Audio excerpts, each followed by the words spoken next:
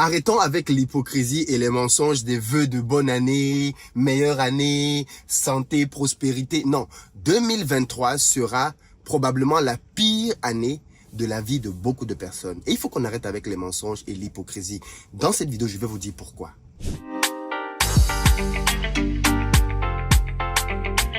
Salut à toi, bienvenue sur ma chaîne, moi c'est Philippe Simo et ici je te parle de business, de mindset, de gestion des finances parce que c'est grâce à tout ça qu'on se développe et qu'on va développer notre communauté. Donc si toi aussi tu veux augmenter tes finances, tu es au très bon endroit pour ça. Tu t'abonnes, tu actives la cloche des notifications et puis tu partages massivement les vidéos afin qu'un plus grand nombre en bénéficie et puis que la communauté ne cesse de grandir. Pour cette année, nous espérons franchir le pilier symbolique du 1 million d'abonnés et pour ça, je compte sur vous. Pour ceux d'entre vous qui êtes en Côte d'Ivoire ou qui allez très prochainement à Abidjan, vous le savez déjà, vous nous contactez pour qu'on mette à votre disposition véhicules et chauffeurs en fonction de votre budget afin que vous ayez sur place un séjour sécurisé. Et puis pour les amis qui sont au Cameroun, vous le savez bien, on a notre fast-food à Bali. N'hésitez pas à venir nous soutenir en venant consommer les produits de notre ferme. Le fast-food se trouve juste en face d'Eneo, l'AES, Sonel, à Bali, Koumassi. Vous allez y trouver des produits issus de la ferme et de très bonne qualité. J'en parle parce que l'équipe du Cameroun m'a demandé pourquoi je ne parlais que des business d'Abidjan et pas du Cameroun. Donc les amis du Cameroun, c'est bon. Maintenant, on va parler des fast-food afin que les gens viennent aussi vous soutenir et vous donner la force. Les amis, ça se passe à Bali. Alors, aujourd'hui, je veux aborder avec vous une notion très importante, ok? Un des versets les plus connus de la Bible est celui qui dit « Dans la vie, chacun récoltera ce qu'il aura semé ». Et je pense que ce verset est fort de vérité. Malheureusement, il est très peu compris. Un des épisodes les plus importants de ma vie a été mon échec au baccalauréat. Beaucoup d'entre vous le savent déjà, j'en parle avec beaucoup de fierté. J'ai fait le bac 3 fois. Et j'aime bien rappeler que j'ai fait le bac 3 fois pour que les uns et les autres sachent bien que ce mec, c'est pas un génie, c'est pas un mec super intelligent, un mec qui a échoué le bac 3 fois, s'il parvient à réussir financièrement, franchement, c'est que c'est possible. Et c'est vrai. Et c'est clairement vrai. Mais qu'est-ce qui s'est passé pour que j'échoue le bac 3 fois? J'ai échoué le bac la première fois, avec le recul aujourd'hui, bien évidemment. À l'époque, je pensais que c'était une injustice. Parce que surtout, j'avais des amis autour de moi là qui avaient réussi. Je me disais, mais c'est pas possible. Lui, il n'est pas plus fort que moi. Tel, je peux comprendre. C'est le premier de la classe. Elle, c'est la deuxième. Lui, c'est le troisième. Ok. Mais lui, là, comment lui? Vous savez, quand il y a des examens comme ça, il y a toujours une ou deux personnes qui, quand tu entends leur nom, tu dis, non! Comment lui, il a réussi? Non, c'est pas possible. Bon. Ça, c'est quand tu as échoué, tu vois, que tu fais ce genre de constat. Mais les gens qui ont réussi, quand tu réussis, tu t'en fous un peu des gens qui ont réussi comme toi, tu vois. Mais quand tu as échoué, tu regardes toujours les noms des gens qui ont réussi et tu essaies d'analyser. Lui, est-ce qu'il a réussi? Elle, lui, non. Mais c'est pas possible. Je me rappelle cette première année. J'avais une camarade de classe, une camarade, même ma voisine de banc. Je vais pas donner son nom. Je suis pas sûr que je suis habilité à le faire ici parce que ça, voilà. Qui m'avait profondément marqué. Au premier trimestre, cette fille a été la dernière de la salle de classe. Dernière. Je crois qu'elle avait 3 ou 4 de moyenne. Deuxième trimestre, 5, 6. À la fin d'année, elle a eu le bac. Tu imagines? À la fin d'année, elle a eu le bac. Et moi, j'avais échoué le bac. J'étais trop vénère. Mais la réalité, c'est que je méritais d'échouer, en fait. Je méritais d'échouer. J'avais pas étudié. J'avais passé mon temps à m'amuser, à rigoler à gauche, à droite, à dragouiller. Je bossais pas. Je n'étudiais pas. Par rapport au niveau que demande une terminale C. Je n'étudiais pas. Fondamentalement, j'ai payé le prix. J'essayais un peu de faire le beau gosse. J'avais dans ma salle de classe des fils de ministres. J'étais au lycée Josse, un lycée prestigieux au Cameroun. Mais c'est un lycée public, hein, attention. C'est ça le truc des lycées publics. C'est quand c'est un lycée prestigieux comme ça, tu retrouves à l'intérieur les fils de tel et les fils de personnes comme moi qui sont juste là par le mérite. Et donc, j'avais dans ma salle de classe des enfants de vraiment des personnes très, très influentes. Et donc, bien évidemment, je suis tombé dans le délire de vouloir faire un peu comme elle, de sortir, ainsi de suite. Alors, bon, la plupart d'entre eux avaient raté leur bac aussi. Ça paraît peut-être consolé. Mais certains, de temps en temps, avaient réussi. La deuxième année, je me suis dit, non, bon, cette année, j'ai déjà échoué l'année dernière, donc cette année, je vais réussir. J'avais eu très mal l'année d'avant de voir mes amis aller en France, d'aller à l'université. Ça faisait très mal. Et la deuxième année, cette rage que j'avais eue, je m'étais promis que j'allais réussir la deuxième année. Eh bien, elle s'est estompée au fur et à mesure de l'année. Je suis retombé dans mes mêmes travers, à m'amuser, parce que cette année-là, j'étais allé dans un autre lycée, un peu moins populaire, moins prestigieux, le lycée de New Bell. Et c'est là-bas que finalement j'ai voulu faire un peu la star, je n'étudiais pas beaucoup. Rebelote, hein, j'ai encore échoué. Claire, j'ai encore échoué. La vérité, c'est que je méritais d'échouer les 2 années, en fait. Je le méritais. Je n'avais pas travaillé comme il fallait pour avoir le bac C. Et puis la 3e année, donc, j'ai pris conscience. Et cette fois-là, j'étais au lycée d'Aqua, 3e année. J'étais au lycée d'Aqua et cette année-là, j'ai pris conscience qu'il fallait que j'étudie. J'ai pris conscience qu'il fallait que je me donne à fond. J'ai pris conscience qu'il fallait que je découvre mes lacunes. Et je me suis rendu compte que j'avais beaucoup de lacunes en mathématiques. J'étais plutôt bon en physique, mais j'avais beaucoup de lacunes en mathématiques. Et donc, je suis reparti vers des notions basiques. Vous savez, les mathématiques, c'est des choses, en réalité, les mathématiques, c'est pas compliqué. C'est une succession de choses simples qui, mises ensemble, deviennent compliquées quand on accumule des lacunes. Quand on vous donne, par exemple, une équation, on vous demande de tracer une fonction. Si vous ne savez pas déjà comment définir le domaine de définition, ça va devenir compliqué. Si vous ne savez pas comment calculer des limites, ça va devenir compliqué. Vous voyez donc, c'est une succession de choses en réalité qui, prises individuellement, sont simples, mais mises ensemble, deviennent compliquées. C'est un peu comme quand on vous demande de multiplier, par exemple, 2 équations. Si vous ne savez pas faire des additions, soustractions, ainsi de suite, vous allez trouver ça compliqué. Alors que si vous maîtrisez chacune de ces opérations, c'est simple à faire.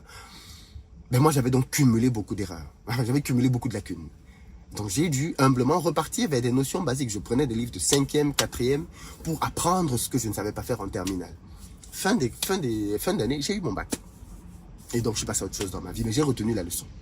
Et la leçon est que tu récoltes dans la vie ce que tu as semé. Oui, tu récolteras dans ta vie ce que tu as semé. Pas de miracle. Le problème, c'est que beaucoup trop d'entre vous croyez au miracle. Vous croyez beaucoup trop au miracle. Vous espérez qu'un miracle va se produire, que vous allez obtenir quelque chose de la vie comme ça, comme par enchantement. Mais j'ai une mauvaise nouvelle pour vous, les amis. En 2023, écoutez bien ce que je vais vous dire maintenant.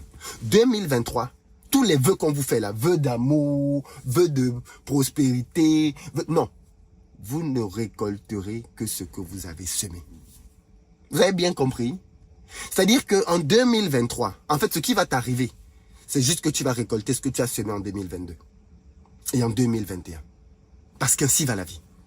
Tu vas récolter cette année tout ce que tu as semé les années précédentes. Qu'est-ce que tu as donc semé? Parce que si tu veux récolter la prospérité, il faut que tu aies semé les semences de la prospérité. Moi, je suis agriculteur. Donc, les agriculteurs, vous comprenez comment ça marche. Quand tu veux des fruits, eh bien, tu commences par semer une graine. La graine, tu la sèmes et ensuite, qu'est-ce que tu fais? Tu l'arroses. Ensuite, tu la protèges. Après, tu la nourris pour qu'elle grandisse et qu'elle puisse enfin te donner des fruits. Voilà comment ça marche. Malheureusement, beaucoup d'entre vous voulez récolter ce que vous n'avez absolument pas semé. Beaucoup d'entre vous voulez récolter dans votre vie des choses que vous n'avez jamais planifiées. Tu veux avoir une belle silhouette, mais c'est encore toi qui t'empiffres. Tu veux avoir un bon corps, mais c'est encore toi qui ne fais pas de sport. Tu veux avoir une bonne santé, mais c'est toi qui bois comme je ne sais pas trop quoi. Tu vas récolter ce que tu sèmes. Ça je te le dis, hein. Tu vas récolter ce que tu sèmes. Il n'y a pas de miracle, pas de magie. Si tu veux un beau corps, tu dois l'avoir dans ton assiette. Tu dois changer ta manière de manger. Changer ta manière de bouger. Et ensuite, tu auras les résultats. Mais comme la plupart d'entre vous, vous êtes des enfants de fast-food. Vous aimez tout wassa wassa. Vous êtes comme le micro-ondes. Vous voulez, pas tu mets maintenant 5 minutes après le résultat sort. Voilà pourquoi vous n'avez pas de résultat. Vous ne voulez pas travailler de manière consistante. Parce qu'en fait, rien d'important dans la vie ne s'obtient rapidement. Rien du tout. Même un enfant, c'est 9 mois. Rien d'important ne s'obtient rapidement. Vous n'allez pas obtenir un couple solide. Non, ça n'existe pas. Les gens que vous voyez à la télévision, non, non, non, non. Aucun couple solide ne s'obtient comme ça. Non, c'est faux. Les histoires de oui, mais on vient de se connaître, c'est fusionnel entre nous. Laissez-moi tout ça. On connaît ça. Revenez dans un an. Si vous êtes encore là dans un an. Moi, j'ai vu des reportages dans lesquels les gens disaient « Oh, on est ensemble depuis longtemps, ça fait 6 mois. » On est ensemble depuis longtemps, ça fait 6 mois. Le monde a vraiment changé. Mais en fait, c'est ça le truc. On est dans une génération micro-ondes qui veut tout de suite et maintenant. Qui ne comprend pas que les choses importantes, il faut les semer, qu'il faut les arroser, qu'il faut les nourrir pour enfin espérer récolter. Mais c'est comme ça que la vie fonctionne, les amis. Quand tu vas dans une salle de sport, et que tu Commence à faire des exercices. J'ai une question pour toi. Est-ce que quand tu finis de faire ta première séance, que tu sors de la salle, quelque chose a changé de toi physiquement? Rien du tout. Ton ventre est toujours là. Tes muscles flasques sont toujours là. Rien n'a changé. Et pourtant, tu viens d'entamer le processus de changement.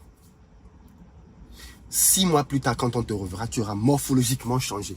Si tu as bien mangé et que tu continues de travailler. Et c'est comme ça que ça marche dans la vie. Si tu veux obtenir quelque chose, pose-toi juste la question, qu'est-ce que je dois semer? Parce que les choses ne te viendront pas dans la vie de manière hasardeuse. Les choses ne te tomberont pas du ciel.